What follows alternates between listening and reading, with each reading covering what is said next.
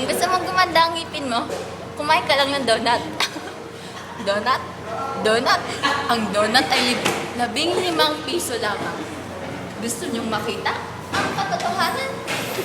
Halika, sumama kayo sa akin.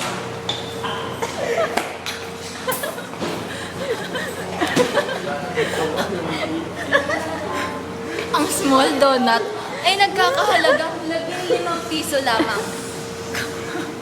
Kung may 20 pesos ka, magkakasukli ka pang 5 piso.